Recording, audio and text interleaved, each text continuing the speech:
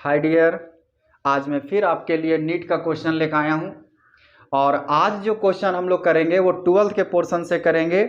और 12th के portion में एक चैप्टर आता है करंट इलेक्ट्रिसिटी, उस करंट इलेक्ट्रिसिटी से करेंगे। और जो टॉपिक है वो है combination of resistance. Combination of resistance को दो तरह से पढ़ते हैं, दो तरह का कॉम्बिनेशन पढ़ते हैं वहाँ पे हम लोग।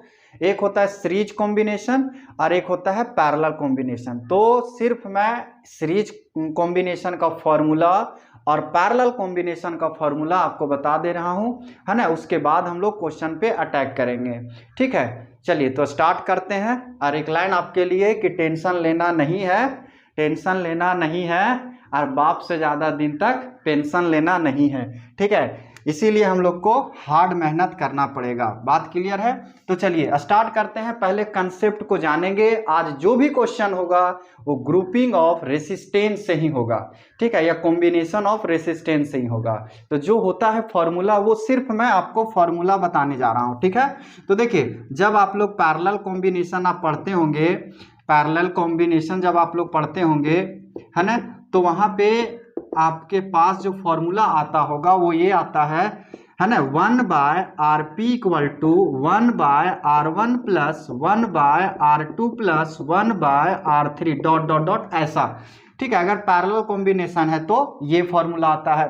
अगर पैरेलल कॉम्बिनेशन में दो ही रेसिस्टेंस कनेक्ट है, ठीक है, तो उस समय हम लोग लगा देते हैं इस तरह का formula, Rp equal to direct R1 into R2 और बाय में R1 प्लस R2। ये तभी लगाएंगे जब दो ही रेसिस्टेंस कनेक्ट हो पैरेलल कॉम्बिनेशन में। बात समझ में आ रही है?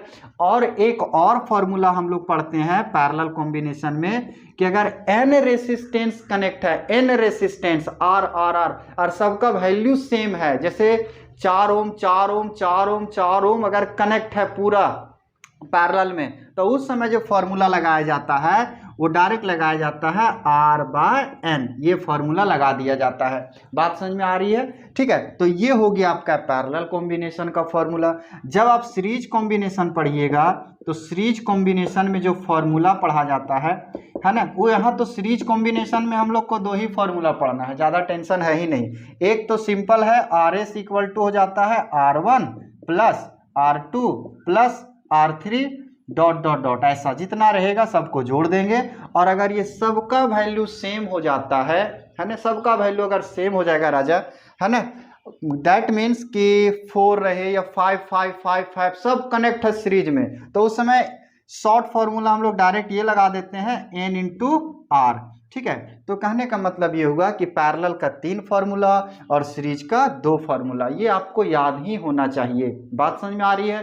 ठीक है, अगर ये बात आपको याद है तो आराम से क्वेश्चन, आज जो हम लोग क्वेश्चन करने जा रहे हैं नीट का, वो सारा क्वेश्चन आपसे बनेगा। ऐसा कुछ नहीं है कि आपसे नहीं बनेगा, बस आपको ध्यान से वीडियो को लास्ट तक देखना है, ठीक है। तो देखिए यहाँ पे आप, ये हो गया पैरेलल का फॉर्मूला, ये हो गया 2 गो रहेगा पैरेलल में तो ये लगा देंगे, और अगर n रहा इक्वल रहा तो ये लगा देंगे। सीरीज में ये हो गया जनरल फार्मूला, और अगर इक्वल रहा तो ये हो गया। बात समझ में आ रही है?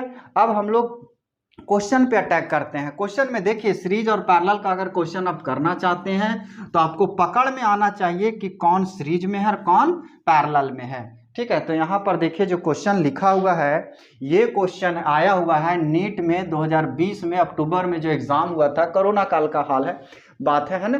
तो जो 2020 में आया हुआ था, वहाँ पे जो क्वेश्चन आया हुआ था वो हम लोग अगर देखते हैं तो आप ध्यान से देखिए फिगर को, ठीक है, कुछ नहीं बोल रहा है। यहाँ पे सिंपल लिखा हुआ है, the equivalent resistance between A and B for the में show in the figure. That means कि इस फिगर का जो A और B के क्रॉस इक्विवेलेंट रेसिस्टेंस है वो हमको बता दीजिए, ठीक है। तो चलिए हम लोग बनाते हैं इस क्वेश्चन को, ठीक है। देखिए बनेगा कैसे सो, ठीक है, ध्यान से देखिएगा। ध्यान से देखने का तरीका ये होता है कि इसको थोड़ा सा हम लोग चेंज कर देते हैं, इस फिगर को चेंज कर देते हैं। चेंज कैसे करेंगे?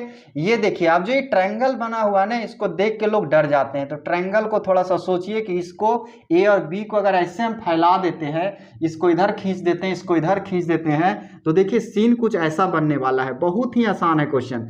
A से हम लोग चलना शुरू किए, ठीक है, यहाँ से एक रेसिस्टेंस लगा हुआ है, लगा दिए एक रेसिस्टेंस। इसके बाद देखिए यहाँ से दो तार निकला, एक इधर और एक इधर। तो चलो यहाँ से दो तार निकाल दिए, एक इधर चला गया, एक वायर यहाँ गया है, और इसी वायर से एक और रेसिस्टेंस कनेक्ट है। चलो एक और रेसिस्टेंस दे देते हैं, ये हो गया।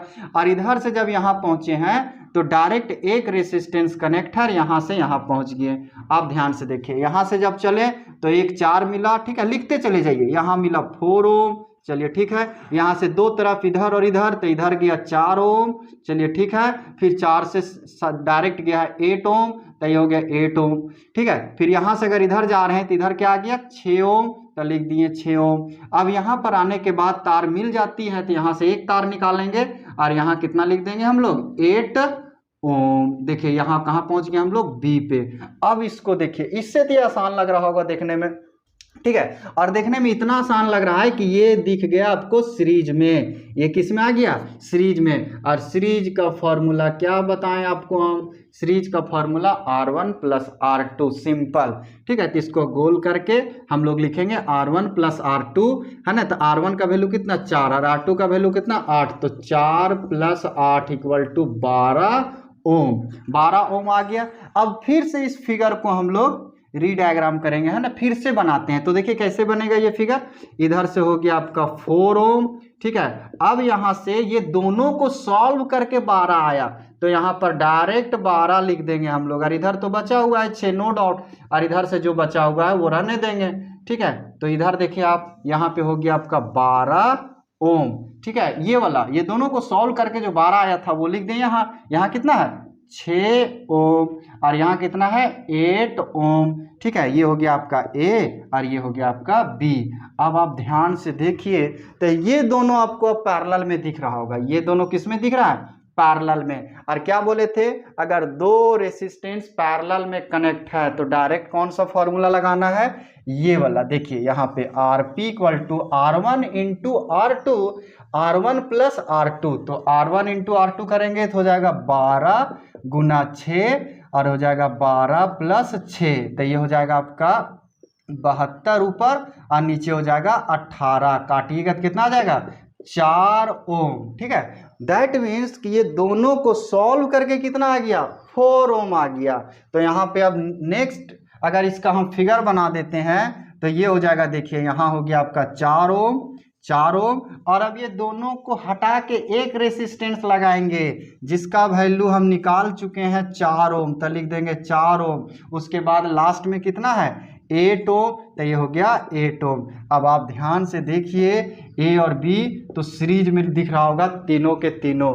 और सीरीज का फॉर्मूला क्या होता है, सीरीज का फॉर्मूला होता है R1 plus R2 plus R3, R1 plus R2 plus R3। तो डायरेक्ट जोड़ दीजिए इसको, तो जोड़ेंगे तो क्या हो जाएगा आप देखिए तो ध्यान से, ये हो जाएगा आपका 4 plus 8, that mean 16 ohm answer. ये आपका आ गया रिजल्ट, और ये कहाँ मिल रहा है आपको बी में, तो ये हो गया आपका करेक्ट आंसर।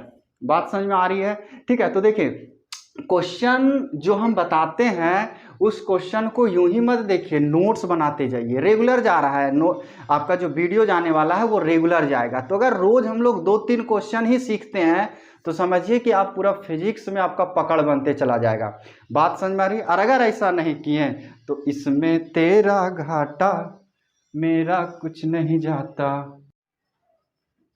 चलिए देखिए अगला क्वेश्चन देखते हैं, क्या है क्वेश्चन लिखा हुआ है Which of the following acts as a circuit protection device।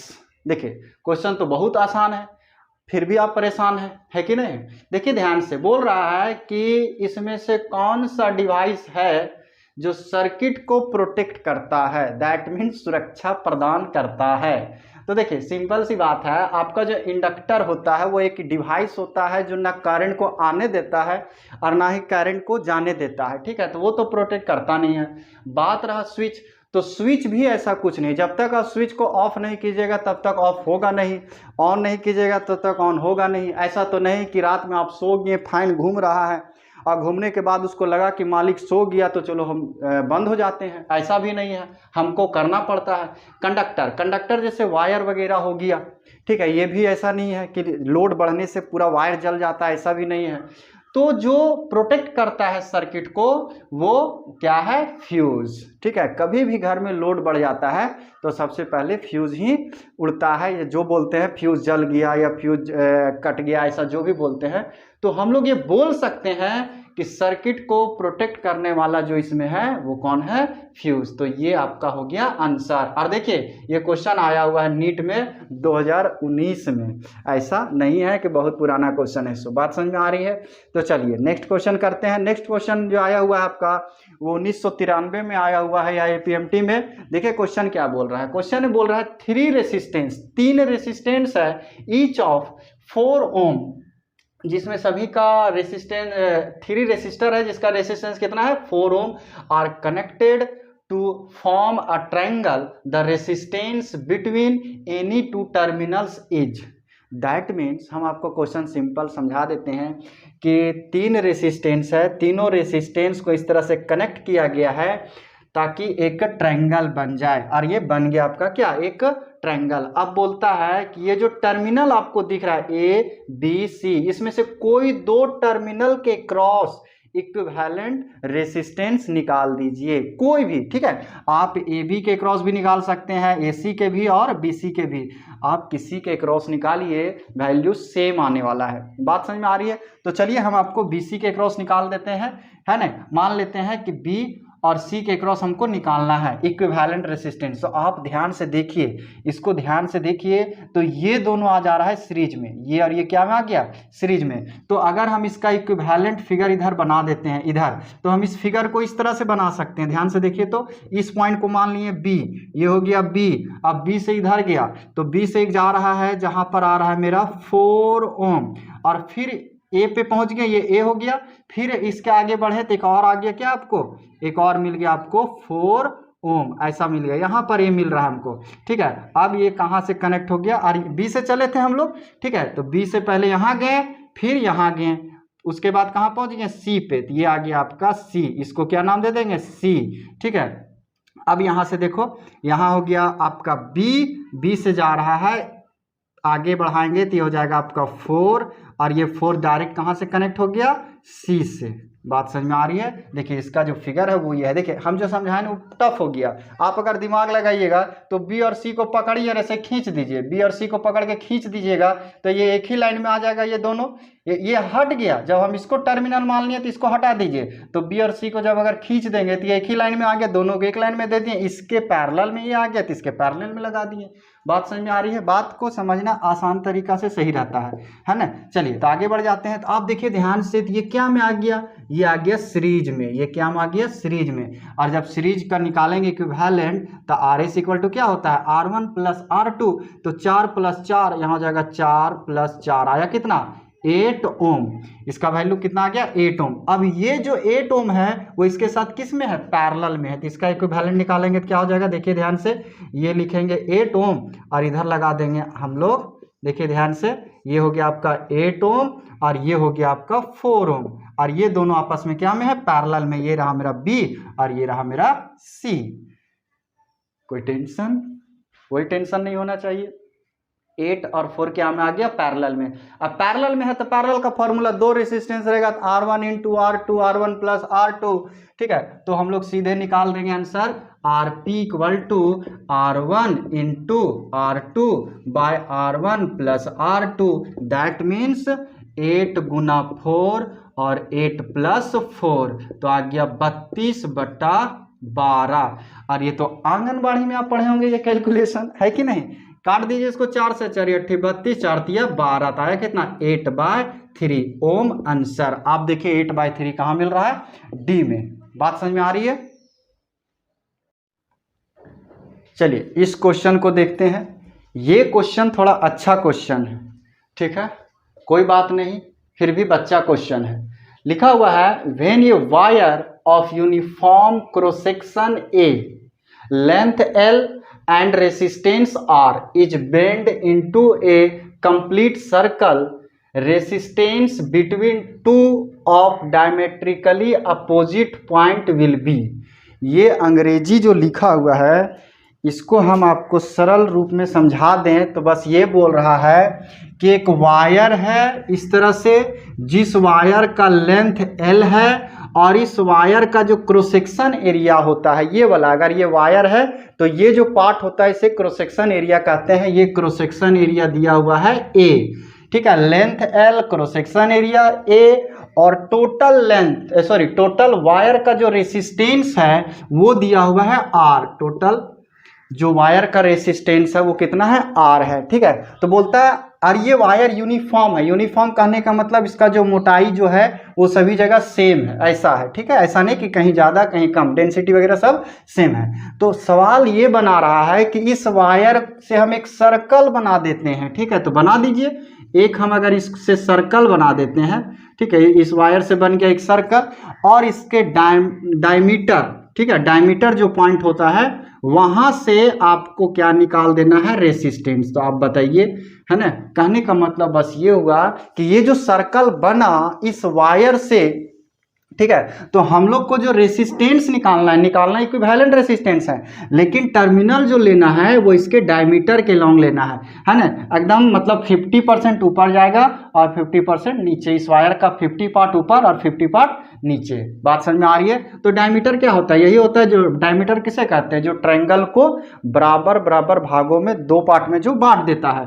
तो ये हो गया आपका डायमीटर, ठीक है। तो इसको हम लोग मिटा देते हैं। दैट मीन्स कि एक टर्मिनल ये हो गया और एक टर्मिनल ये हो गया। फिर से एक बार सवाल को समझिए 1 मिनट में, है ना।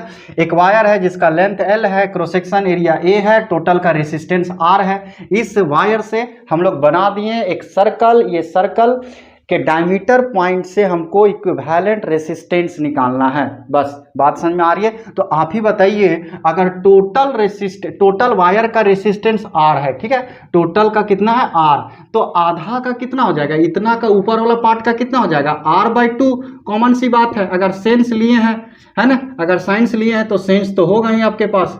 ये हो गया आधा हो गया R/2 और आधा हो गया R/2, ठीक है। अब क्या लग रहा है आपको, इस किस कंडीशन में इसका इक्विवेलेंट अगर आप फिगर बनाना चाहें तो ऐसे नहीं बन जाएगा। ध्यान से देखिए तो ये हो गया ऊपर एक रेसिस्टेंस, एक हो गया नीचे रेसिस्टेंस, ये मेरा हो गया A और ये मेरा हो गया B। यहाँ पे कितना है R/2 और ये भी कितना हो गया R/2। और आप ध्यान से देखिए, प्यार से देखिए, तो ये आपको पैरेलल में दिखता होगा। और अगर पैरेलल में है तो हम लोग के पास फॉर्मूला है, दो रेसिस्टेंस है तो इसके लिए फॉर्मूला है, लिखेंगे वी नो दैट, हम जानत है कि तोहार दिल के करो पे आलबा, ठीक है, वी नो दैट। बात समझ में आ रही है। और क्या होता है वी नो दैट, अगर दो ही रेसिस्टेंस रहेगा महाशय तो R1 × R2 और R1 + R2, सिंपल सा है। अब बताइए R1 R2 का वैल्यू क्या है, तो है R/2 Guna R/2 divide by R/2 plus R/2। फिर आ गया आंगनबाड़ी वाला कैलकुलेशन, है क्या नहीं, 8 और 8 हो गया 1 रुपया। ऊपर क्या हो जाएगा बताइए तो, R²/4। कोई बेहोश नहीं होगा, किसी तरह दर्द होगा बताएगा हमको, सिंपल कैलकुलेशन है। और R/2 और R/2 ये हो जाएगा R।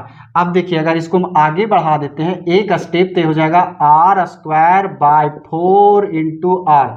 किसी तरह की परेशानी है तो बताइए आप, ठीक है। R से R कट गया तो आया क्या मेरा आंसर R/4। आप देखिए ये कहाँ मिल रहा है, R/4 मिल गया A में, ये आपका सही आंसर है। बात समझ में आ रही है, ठीक है। तो फिर मैं आपसे बस एक ही रिक्वेस्ट करूंगा कि वीडियो रेगुलर जाएगा। कल गया था 11th का पोर्शन, आज आया फिर 12th का पोर्शन। एक समय ऐसा भी आएगा जब 11th का 12th का दोनों पोर्शन जाएगा। बात समझ में आ रही है। कल जाएगा फिर से 11th का पोर्शन। तो आप नोट्स बनाइए, नोट्स बना के पढ़िए। बात समझ में आ रही है। कोई टेंशन नहीं लेना है कि हमको नीट का तैयारी करना है, एडवांस का करना, कुछ नहीं। आपको फिजिक्स सीखना है तो बस ये काम कीजिए आप लोग। बात समझ में आ रही है। फिजिक्स सीखना है तो ये काम आपको करना चाहिए और रेगुलर वीडियो जाएगा। क्लियर है। और अगर नोट्स नहीं बनाए तो आपको पता है इसमें तेरा घाटा, ठीक है। अब आगे हम लोग करेंगे क्वेश्चन। कल हम लोग फिर से क्वेश्चन लेकर आएंगे, फिर नीट का क्वेश्चन लेकर आएंगे। और एक बात आपके दिमाग में बिठा दें हर एक स्टूडेंट्स को कि ये जो क्वेश्चन नीट का हो रहा है, ये नीट का साक्षात यहाँ पे प्रूफ दे रहे हैं। आप एक बात याद रखिएगा, नीट का क्वेश्चन करने का मतलब है स्टेट लेवल का जितना एंट्रेंस एग्जाम होगा आपका, चाहे स्टेट लेवल का इंजीनियरिंग का क्यों नहीं हो, ठीक है, यही लेवल रहता है क्वेश्चन का। हम वो भी क्वेश्चन करके बना देंगे। ये वीडियो ज़्यादा लंबा हो जाएगा, बस इसीलिए नहीं करते हैं, नहीं तो हम स्टेट लेवल का जो क्वेश्चन है वो भी ला के बताएंगे आपको, मेंस लेवल का भी क्वेश्चन बताएंगे, लेकिन पहले नीट पे फोकस करेंगे, है ना, एक समय में एक ही बात। चलिए ठीक है, थैंक यू, कल फिर मिलेंगे आपसे। गुड बाय राजा।